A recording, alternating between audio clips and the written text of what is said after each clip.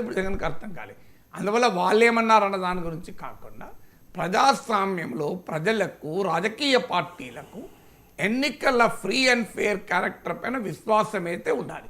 దానికి ఎన్నికల కమిషన్ చర్యలు తీసుకోవడం లేదన్నదే ప్రశ్న.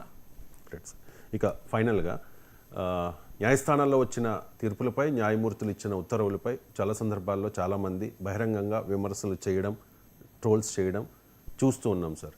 రీసెంట్గా ఈ తిరుమల లడ్డూలో కల్తీ నెయ్యి కేసుకు సంబంధించి ఒక 3 ప్రధాన నిందితులకు బెయిల్ వచ్చింది సార్. ఈ బెయిల్ ఇచ్చే సందర్భంలో న్యాయమూర్తి కొన్ని కామెంట్స్ చేశారు. ట్రోల్ చేసేందుకు ఈ తీర్పు మరో మంచి అవకాశం అంటూ ట్రోలర్లకు ఒక రకంగా చురకలు అందించారు సార్.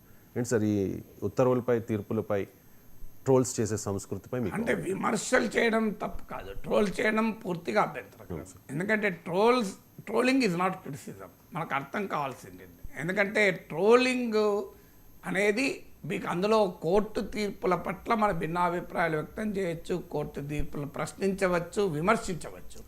కానీ ఆ తీర్పులు ఇచ్చిన న్యాయమూర్తులకు మోటివ్స్ అట్రిబ్యూట్ చేయకూడదు.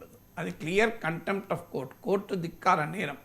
కానీ అన్ఫార్చునేట్లీ ట్రోల్స్ మీకు ఏ స్థాయికి వెళ్ళారంటే జ్యుడిషియరీని వదలడం లేదు, సొంత పార్టీని కూడా వదలడం లేదు. ఇప్పుడు తెలుగుదేశం శ్రేణులు నిత్యం ఇంకా వీళ్ళని ఎందుకు లోపలేయలే, వాళ్ళని ఎందుకు లోపలేయలే అని రోజు చంద్రబాబు నాయుడును కూడా ట్రోల్ చేస్తున్నారు. ఇది నేను చెప్పడం కాదు, ఆంధ్రజ్యోతి పేజ్ 1లోనే వస్తాయి.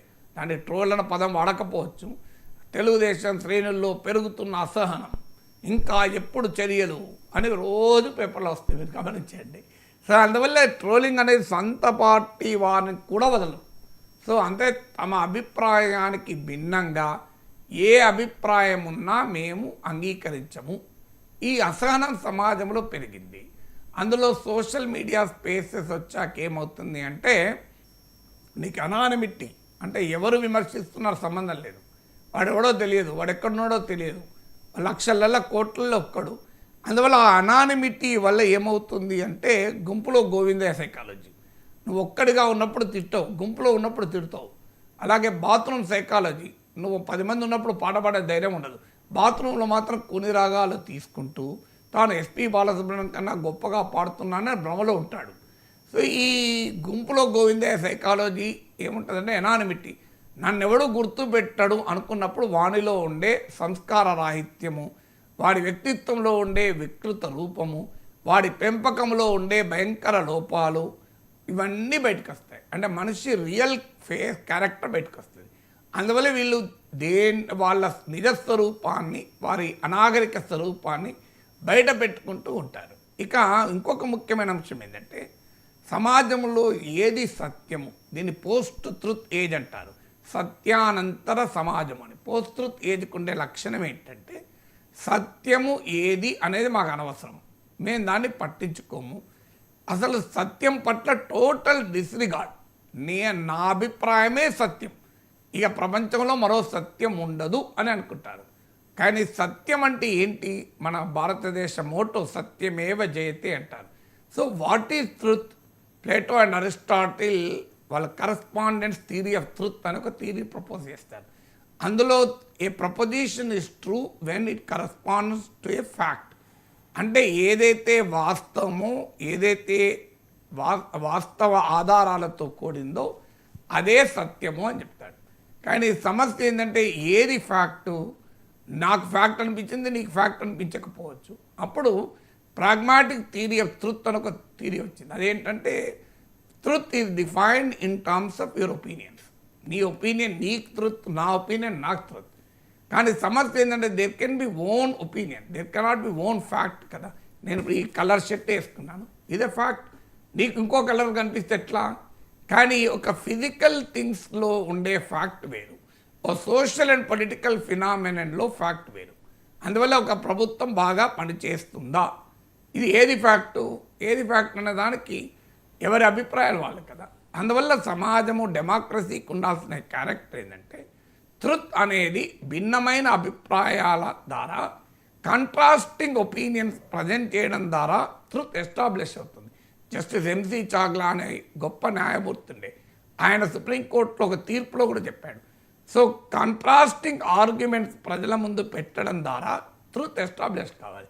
కానీ మేము దాన్ని అంగీకరించము. మా ఒపీనియన్నే ప్రపంచం అంతా అంగీకరించాలి.